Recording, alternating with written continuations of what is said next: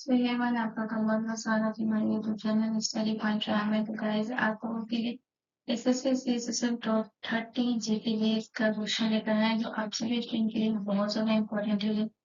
तो जितने भी स्टूडेंट है जो एसएससी सीएसएसएल वाले हैं ना, इनफैक्ट अगर आप एमटीएस वाले हो या सीजी वाले हो सीएचएसएल वाले हो, कोई भी हो, ये आप सभी के लिए बहुत ज्यादा इम्पोर्टेंट है। इनफैक्ट किसी भी गवर्नमेंट एग्जाम का प्रिपरेशन करो, ये आप सभी के लिए बहुत ज्यादा इम्पोर्टेंट है, क्योंकि ये जितने भी ये सब तो आप सभी के लिए बहुत ज्यादा इम्पोर्टेंट होने वाला है इसका। और क्वेश्चन लेवल अगर आप देखेंगे तो ये बिल्कुल आपके एग्जाम बेस्ड क्वेश्चन है। तो प्लीज वीडियोस को पूरा देखिए और कोशिश करिए नोट बनाने का, क्योंकि अगर आप नोट बनाएंगे वो आपके लिए बहुत ज्यादा हेल्पफुल होगा। जब आप रिविजन करेंगे तब ज्यादा से ज्यादा चीजों को और क्वेश्चन को क्लियर आउट कर पाएंगे। तो आपके लिए बहुत इंपॉर्टेंट चीज है नोट्स गाइस। नोट्स बनाइए और सेकंड चीज रिविजन करिए, बहुत जरूरी होता है गाइस। तो चलिए बिना देर के स्टार्ट करते हैं और कोशिश करेंगे आपका टाइम ज्यादा न ले, तो 30 क्वेश्चन को जितना जल्दी हो सके उतना जल्दी से कवर करेंगे। तो चलिए बिना देर के स्टार्ट करते हैं। हमारा पहला क्वेश्चन है, क्वेश्चन नंबर 1 हमसे कह रहा है कि भारत में कौन सा खनिज जो है बहुत कम मात्रा में पाया जाता है। तो ऑप्शन ए कोयला, ऑप्शन बी सोना, ऑप्शन सी लोहा या ऑप्शन डी अवरोध।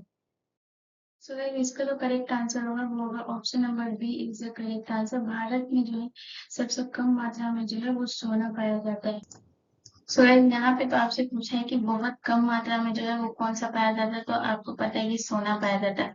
और अगर कम की जगह पे यहाँ पे आपको अगर बहुत अधिक मात्रा में अगर बोल दे तो याद रखिएगा बहुत अधिक मात्रा में जो खनिज पाया जाता है वो है हमारा कोयला। ठीक है, तो अधिक मात्रा में जो है हमारा पाया जाता है, मैं यहाँ पे लिख देती हूँ क्योंकि जरूरी नहीं है कि सिर्फ आपसे कम मात्रा में पूछे, आपसे ज्यादा मात्रा में भी पूछ सकते हो कि ज्यादा मात्रा में कौन सा। तो कोयला जो है वो हमारा सबसे ज्यादा मात्रा में पाया जाता है कोयला। ठीक है, और कम मात्रा में सोना। और कोयला जो है वो दुनिया का जो है दूसरा सबसे बड़ा उत्पादक हमारा जो है वो भारत है कोयला का। तो कोयला जो है वो बहुत अधिक मात्रा में पाया जाता है और सोना बहुत कम मात्रा में। चलिए नेक्स्ट क्वेश्चन। अगला क्वेश्चन हमारा क्वेश्चन नंबर 2 है गाइस, और क्वेश्चन नंबर 2 कह रहा है कि निम्नलिखित में से ऊर्जा का सबसे अच्छा स्रोत कौन है। एसएससी सिविल 2006 का क्वेश्चन है गाइस कि ऊर्जा का सबसे सस्ता स्रोत कौन सा है। सस्ता स्रोत पूछ रहा है, ठीक है, सबसे सस्ता स्रोत। ऑप्शन ए नाभिकीय ऊर्जा, ऑप्शन बी सौर ऊर्जा, ऑप्शन सी तापीय ऊर्जा या ऑप्शन डी जल विद्युत ऊर्जा। सो गाइस आप सभी को पता होगा कि ऊर्जा का सबसे अच्छा स्रोत जो है वो हमारा सौर ऊर्जा है। ऑप्शन नंबर जो बी है वो हमारा करेक्ट आंसर है। सौर ऊर्जा जो है हमारा ऊर्जा का सबसे सस्ता स्रोत है, क्योंकि हमें बिजली से ऊर्जा जो धूप से जो ऊर्जा प्राप्त होती है वो हमारा सौर ऊर्जा है। और यही रीजन है गाइस कि सरकार जो है वो हर घर सोलर सिस्टम लगाती है, क्योंकि ये जो सौर ऊर्जा है ये बहुत सस्ता है और बहुत अच्छा होता है गाइस। चलिए नेक्स्ट क्वेश्चन की तरफ। अगला क्वेश्चन हमारा क्वेश्चन नंबर 3 है गाइस, और क्वेश्चन नंबर 3 कह रहा है कि बड़े पैमाने पर पर्यावरण प्रदूषण जो हुआ वो किन क्षेत्रों में हुआ।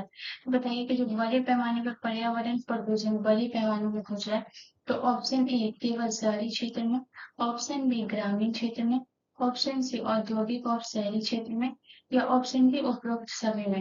तो गाइस याद रखिएगा औद्योगिक और शहरी क्षेत्र में जो है वो बड़े पैमाने पर पर्यावरण प्रदूषण था, जिसका correct answer option number C हो जाएगा, औद्योगिक और शहरी क्षेत्र। चलिए नेक्स्ट क्वेश्चन की तरफ।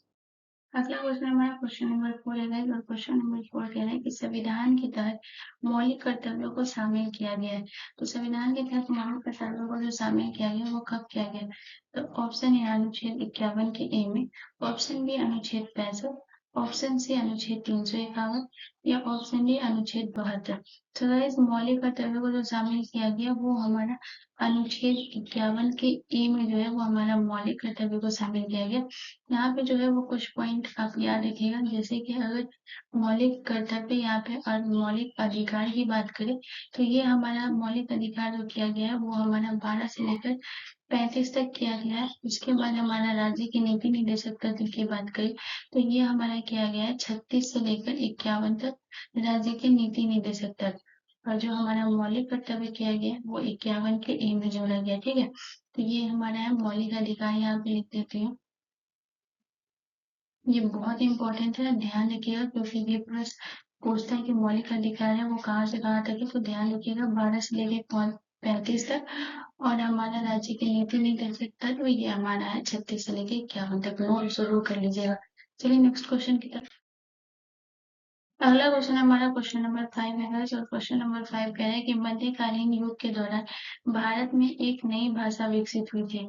तो कौन सी भाषा हुई थी? तो option A Dutch, option B Urdu, option C Spanish या option D Angrezi. So guys इसका जो करेक्ट आंसर होगा वो होगा option number B is the correct answer.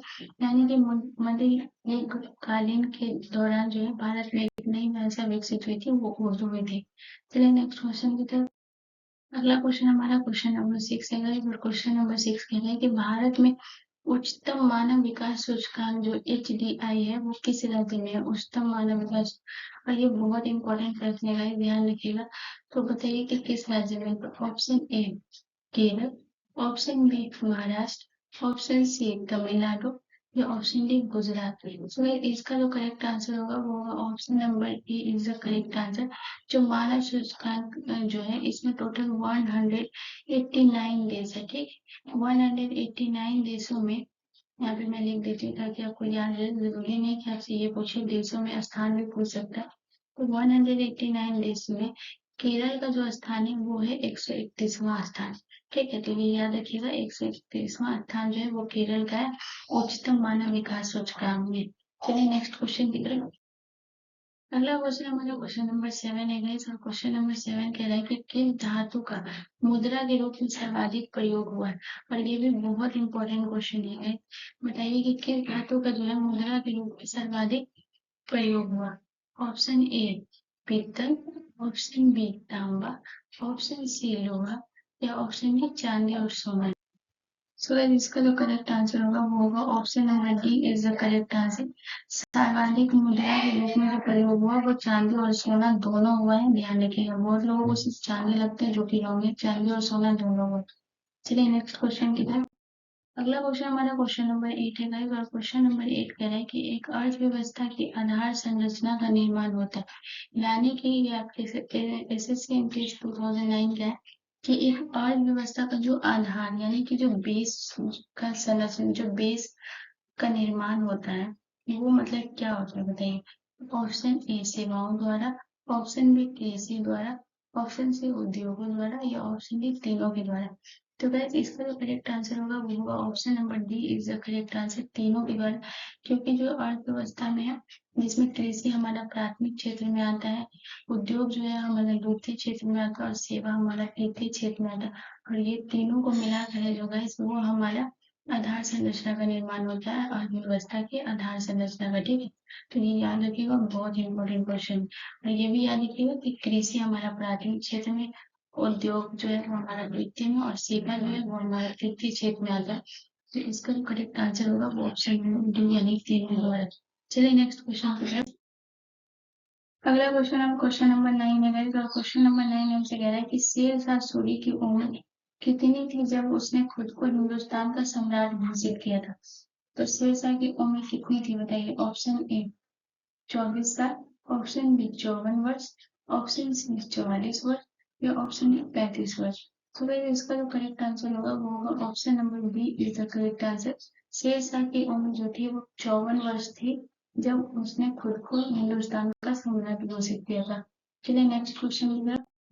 अगला क्वेश्चन हमारा क्वेश्चन नंबर 10 है, क्वेश्चन नंबर 10 कह रहा है कि निम्नलिखित में मानव नेत्र में कौन सा डैश डैश होता है? मानव नेत्र में कौन सा होता है? ऑप्शन ए अवतल दर्पण, ऑप्शन बी अवतल लेंस, ऑप्शन सी उत्तल लेंस या ऑप्शन डी उत्तल दर्पण। चलो इसका जो करेक्ट आंसर होगा वो option number C is the correct answer. मानव नेत्र में जो है उत्तल लेंस होता है, यानी कि ऑप्शन सी हमारा करेक्ट आंसर। चलिए नेक्स्ट क्वेश्चन की तरफ। अगला क्वेश्चन हमारा क्वेश्चन नंबर 11 है, सब क्वेश्चन नंबर 11 हमसे करें उत्तर प्रदेश के बाद भारत के किस राज्य में रेल नेटवर्क सर्वाधिक है? यानी कि अगर सबसे ज्यादा रेल नेटवर्क की बात करें तो वो उत्तर प्रदेश में, लेकिन आपसे पूछ रहे कि उत्तर प्रदेश के बाद कौन है?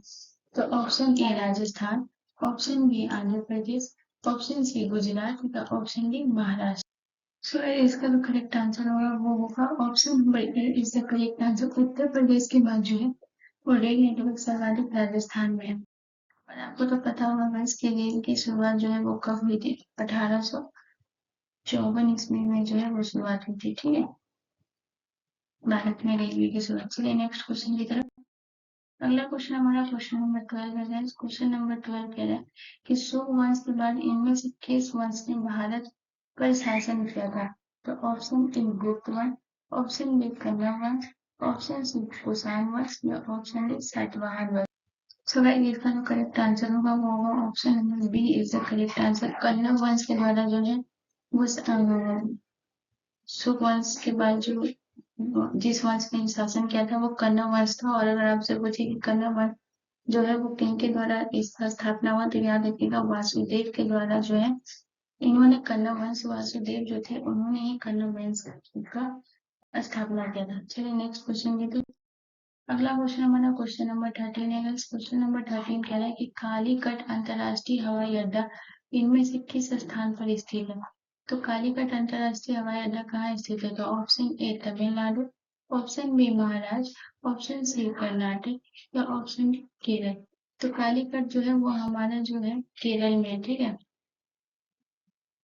सो याद रखिएगा कालीकट में जो है वो टोटल 2 टर्मिनल है। ठीक है, 2 टर्मिनल जो है ये कालीकट में है। पहला है घरेलू टर्मिनल और दूसरा है अंतरराष्ट्रीय टर्मिनल।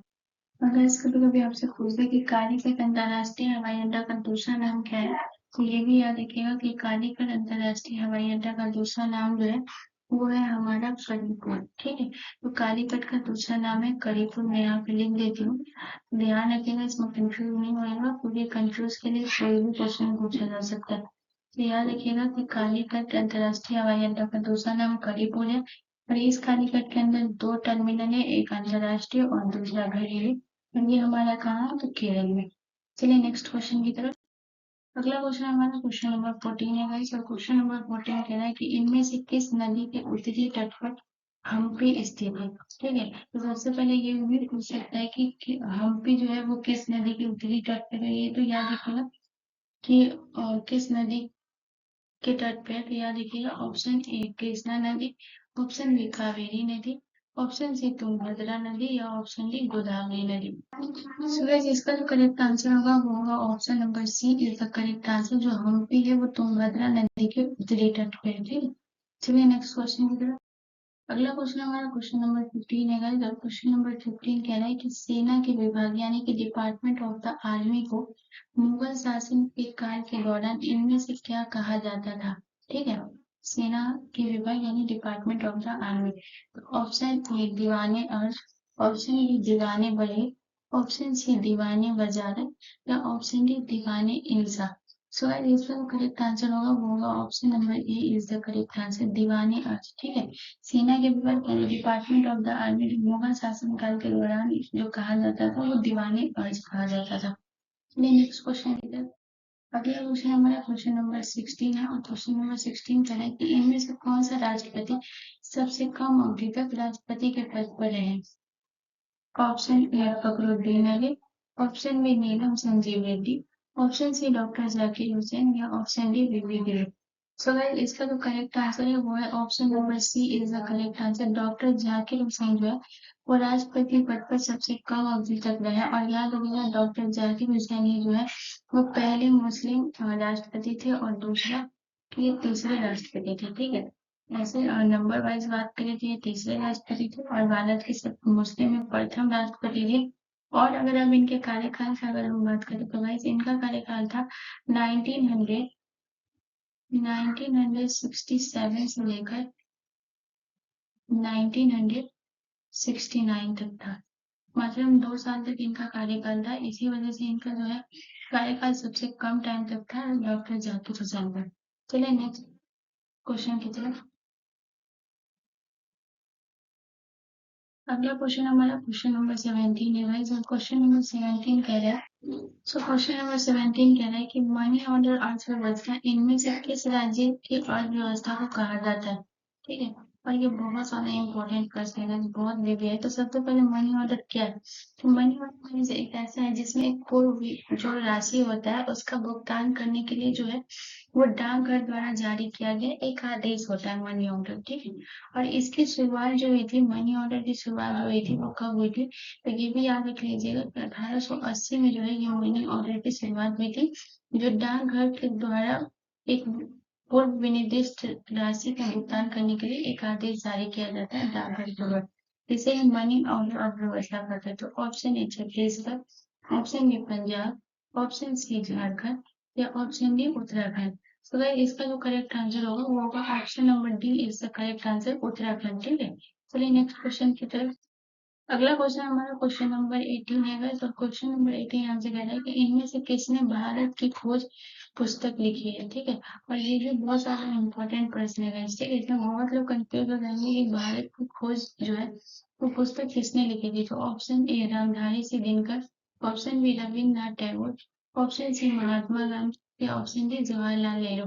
सो गाइस इसका जो करेक्ट आंसर होगा वो होगा option number D is the correct answer. Jawaharlal Nehru जो है वो भारत की खोज लिखी थी, और अगर इसी को हम इंग्लिश में लिख दे तो यही हो जाएगा हमारा डिस्कवरी ऑफ इंडिया, ठीक है। डिस्कवरी ऑफ जो इंडिया जो है यही हमारा हो जाएगा।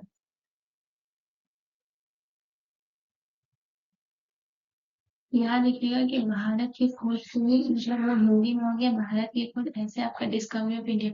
पर बहुत टाइम क्वेश्चन आपको सिर्फ डिस्कवरी ऑफ इंडिया से पूछा जाता है कि डिस्कवरी ऑफ इंडिया किसके द्वारा लिखा गया, लेकिन आपको ये भी ध्यान रखना है कि उसी का हिंदी होता है भारत की खोज, जो कि जवाहरलाल नेहरू ने लिखा। तो इसमें कंफ्यूज नहीं हो जाइएगा कि हाँ भारत की खोज किसने लिखी।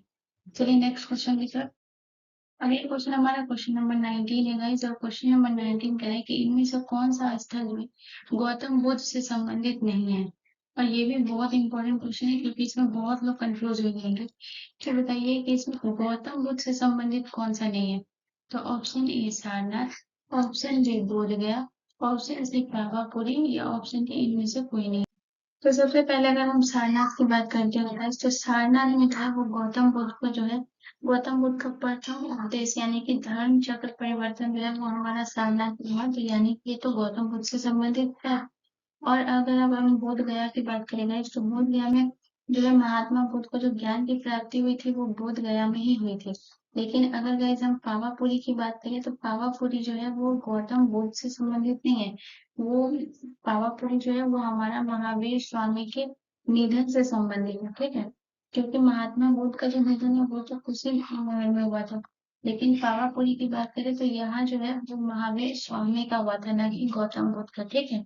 तो महावीर स्वामी का जो निधन है वो पावापुरी में हुआ था, इसीलिए जो है गौतम बुद्ध से संबंधित नहीं है। वो है हमारा ऑप्शन नंबर सी, क्योंकि ये महावीर स्वामी से संबंधित है। ऑप्शन सी जो है वो हमारा करेक्ट हो जाएगा, ठीक है। चलिए नेक्स्ट क्वेश्चन की तरफ। अगला क्वेश्चन हमारा क्वेश्चन नंबर 20 है, और क्वेश्चन नंबर 20 हमसे कह रहा है कि सबसे पहले स्तूप शब्द का वर्णन इनमें से कहाँ मिलता है। तो बताइए कि स्तूप शब्द का जो वर्णन है वो कहाँ मिलता है। तो ऑप्शन ए सामवेद में, ऑप्शन बी यजुर्वेद में, फिर ऑप्शन सी अर्थशास्त्र में या ऑप्शन डी ऋग्वेद में। सो गाइस इसका तो करेक्ट आंसर होगा वो होगा option number D is the correct answer. जो स्तूप शब्द का वर्णन है वो हमें ऋग्वेद में मिलता है, ठीक है। चलिए नेक्स्ट क्वेश्चन की तरफ।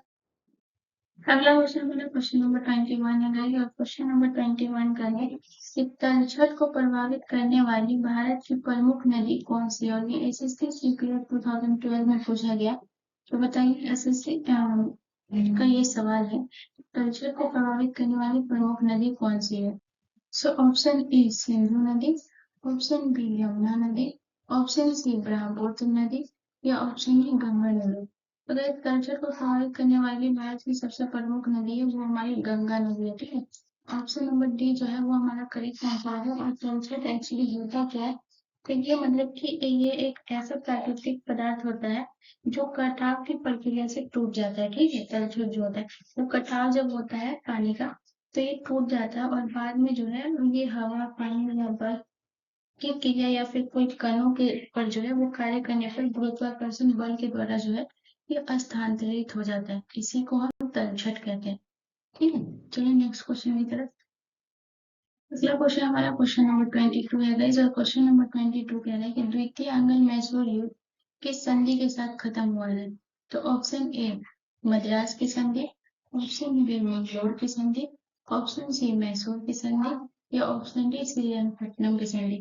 सो इसका जो करेक्ट आंसर होगा वो होगा option number B is the correct answer. जो द्वितीय आंग्ल मैसूर युद्ध की संधि खत्म हुआ था वो मंगलोर की संधि के साथ खत्म हुआ था। और अगर आपसे पूछे कि ये कब समाप्त हुआ था तो याद रखिएगा ये 1784 में जो है वो समाप्त हुआ था। और ये मंगलोर की संधि जो है वो टीपू सुल्तान और ब्रिटिश ईस्ट इंडिया कंपनी के बीच जो है 1784 में जो ये युद्ध समाप्त हुआ वो मंगलोर की संधि के साथ।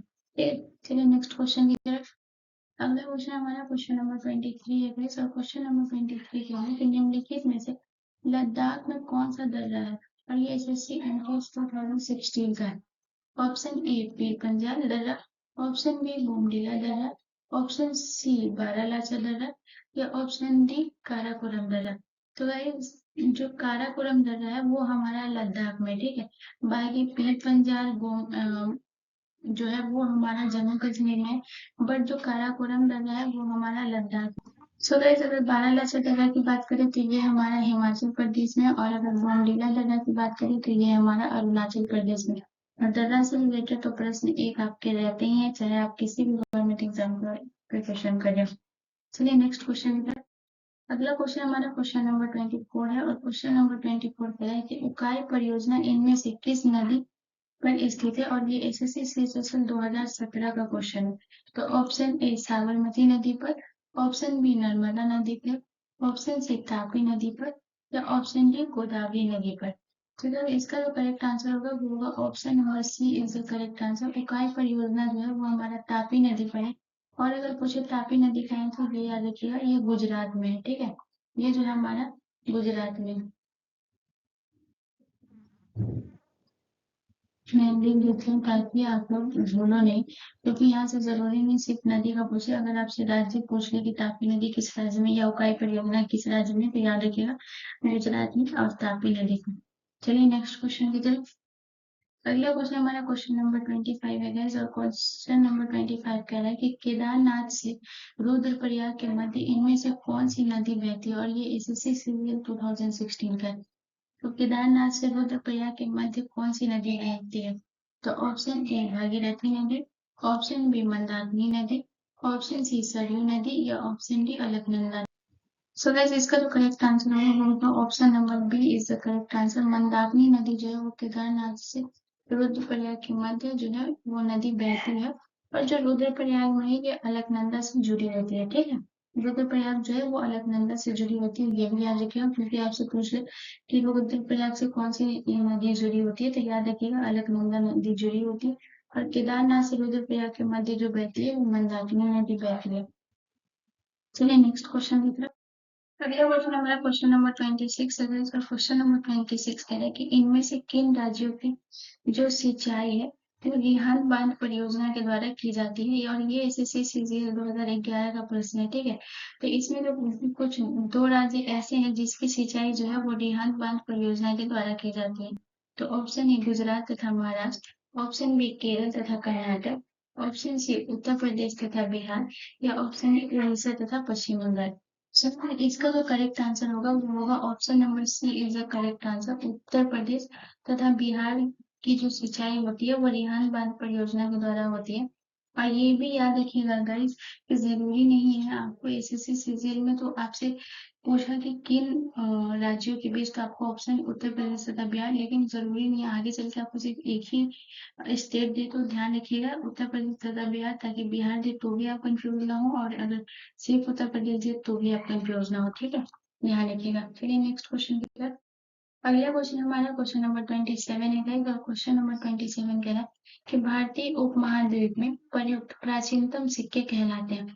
तो प्राचीनतम सिक्के जो कहलाते हैं वो भारतीय उपमहाद्वीप में क्या कहलाते हैं। तो ऑप्शन ए स्वर्ण सिक्के, ऑप्शन बी ताम्र सिक्के, ऑप्शन सी मिश्र धातु सिक्के या ऑप्शन डी आहत सिक्के। तो इसका जो करेक्ट आंसर होगा वो होगा option number D is the correct answer. आहत सिक्के कहलाते हैं, ठीक है। भारतीय उपमहाद्वीप में जो प्रयुक्त प्राचीनतम सिक्के हैं वो आहत सिक्के कहलाते हैं, ध्यान रखिएगा। चलिए नेक्स्ट क्वेश्चन की तरफ।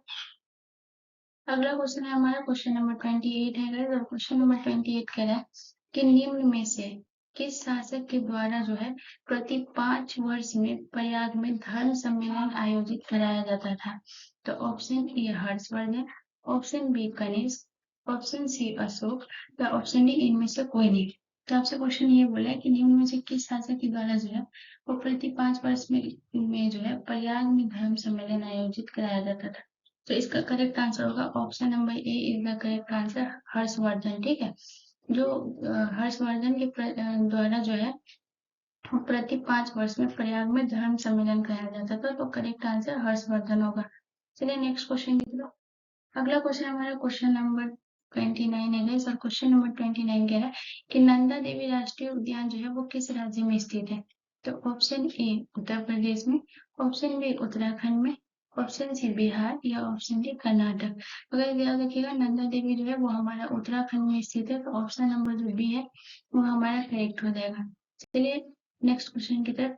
अगला क्वेश्चन हमारा क्वेश्चन नंबर 30 है गाइस, और क्वेश्चन नंबर 30 कह रहा है तो गाइस 30 तक अगर आप पहुंच गए तो प्लीज मेरे चैनल को जरूर सब्सक्राइब कर लीजिएगा एंड बेल आइकन पर क्लिक करना ना भूलिएगा गाइस, क्योंकि ये बहुत अच्छा क्वेश्चन था गाइस और बहुत अच्छे लेवल का था। अगर आपने वीडियो पूरा देखा है तो प्लीज मेरी रिक्वेस्ट है कि सेकेंड टाइम जरूर नोट बना लीजिएगा एंड प्लीज बस एक लाइक और एक सब्सक्राइब करना ना भूलें।